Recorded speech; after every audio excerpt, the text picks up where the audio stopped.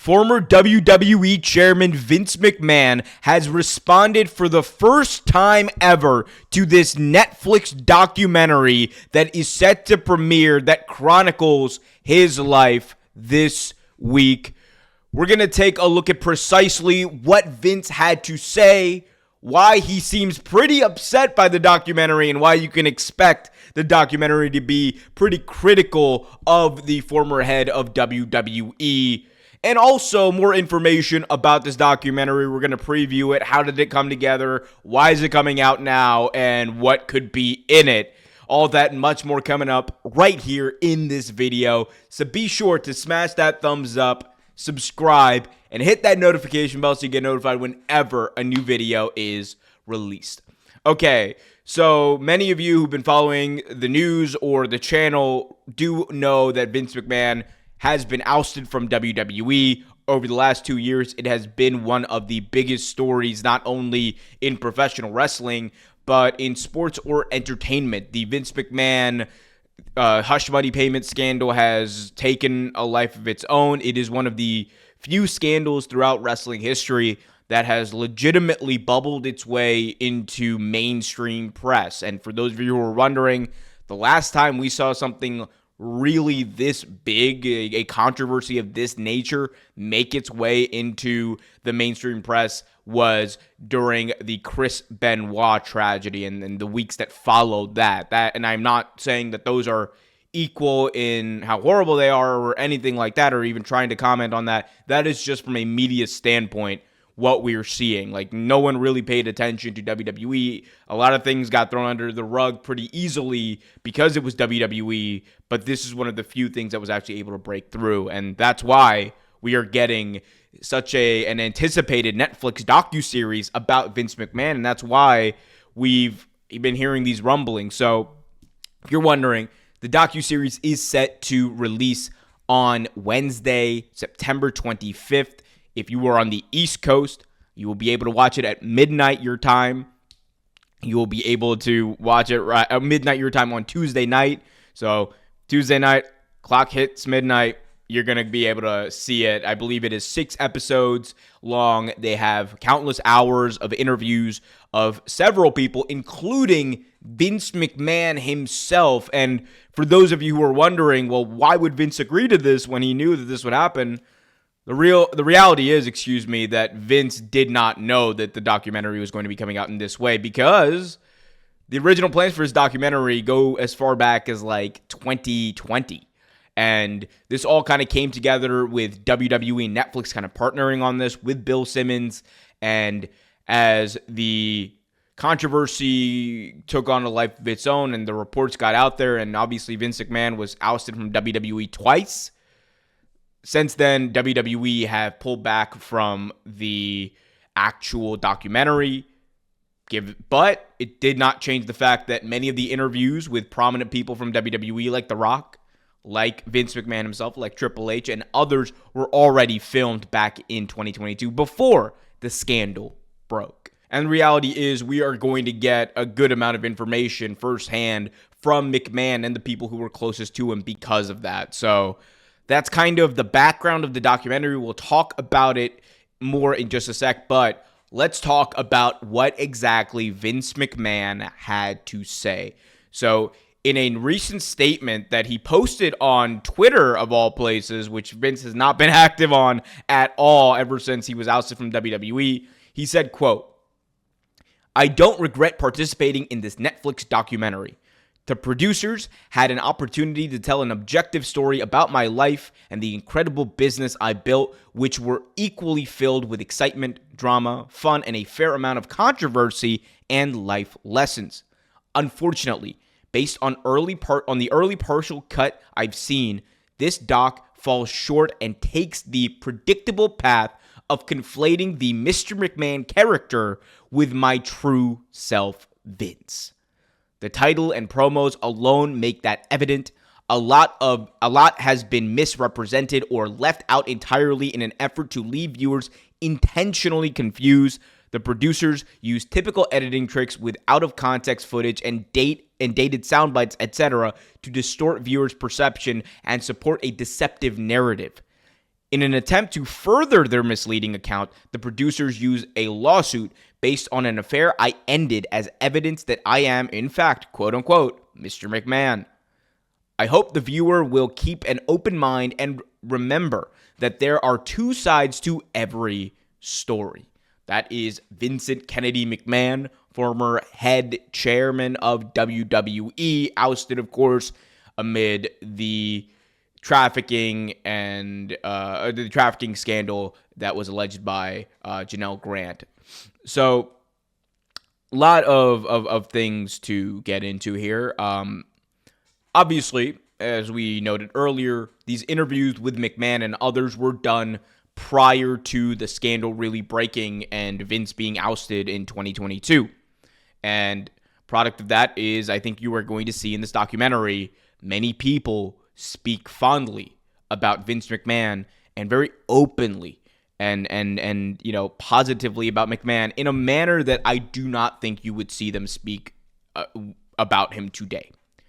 And even the people who were closest to McMahon, like Paul Levesque, like John Cena, and others who still to this day do not have that much negative to say about him, it is worth noting that they don't have much to say about him other than maybe that, well, he was obviously an influential figure in their life, and they can't discount that or whatever. But other than that, you're not going to hear them speak glowingly and give him a glowing review, as it were. I don't think that's necessarily in the cards for many of these people when they talk about Vince McMahon.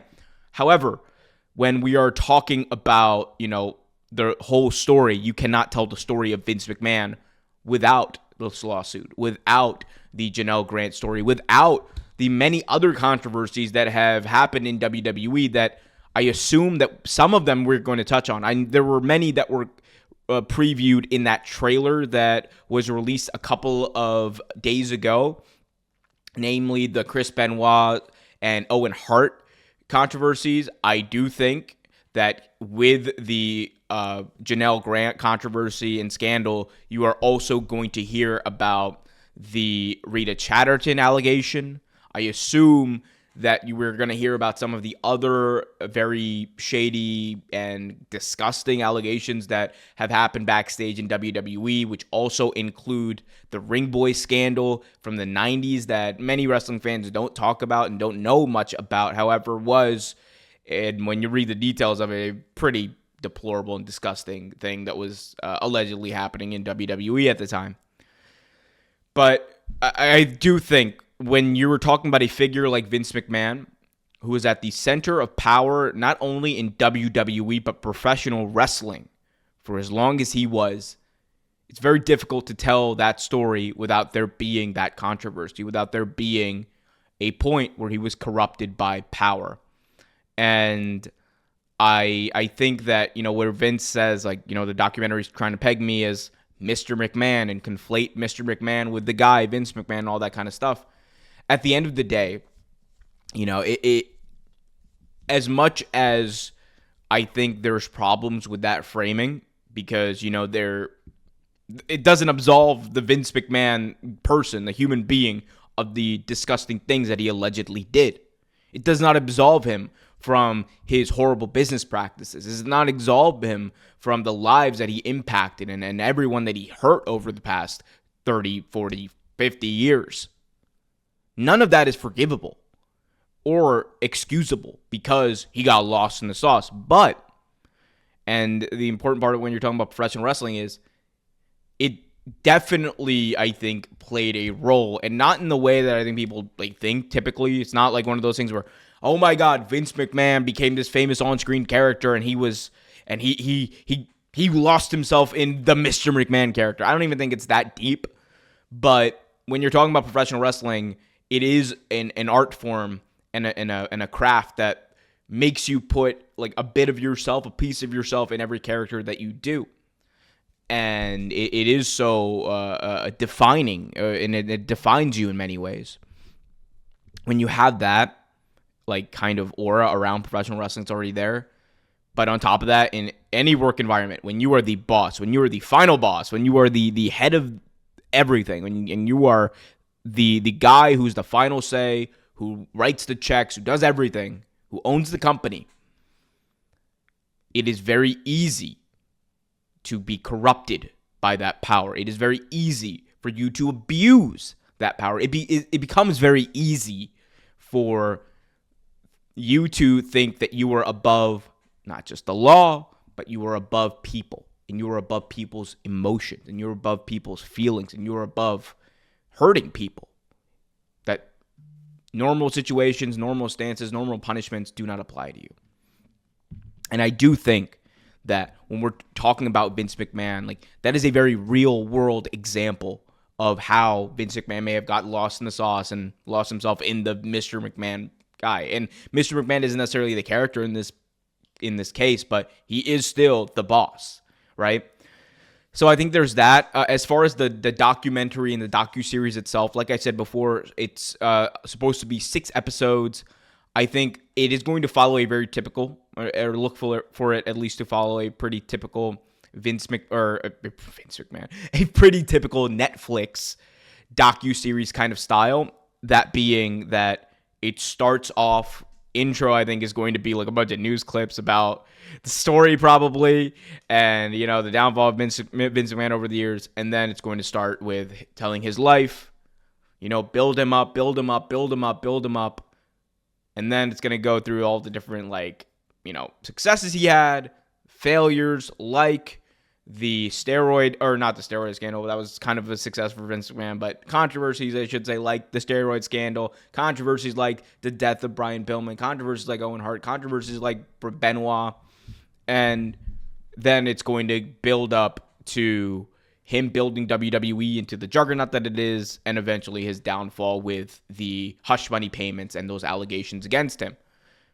That is just my guess, as someone who has been a longtime Netflix watcher and someone who watches a lot of their docuseries and true crime stuff. They do tend to have like a formula. It's very formulaic the way they kind of lay them out. Of course, this is produced by Bill Simmons, so Simmons at the end of the day had a lot of autonomy when it comes to producing this. We'll see what the end product is, but just from going back to Vince's, comments there, if you go back and look at the way he kind of represents this, he says it's misleading. He says that there were things that were edited together and editing tricks, footage, outdated sound bites, all that kind of stuff to try to mitigate this. Immediately after reading that, the number one thing I took away was this is not good for Vince McMahon. And you can sit back there and you can disagree and you can say, it's all loud, all that kind of stuff. At the end of the day, this is not something that's just made for, professional wrestling fans. Guys, this is something that is made for the general public. And when we are thinking about, the uphill battle, quite frankly, Vince is facing from a PR perspective, after this, he's cooked. And he was already cooked, in my opinion. He's a disgusting, deplorable, vile, sickening human being, in my view. But after this comes out, I think in the minds of the public, in the court of public opinion, Vince will be guilty. He just will be. And you can't say much to defend it.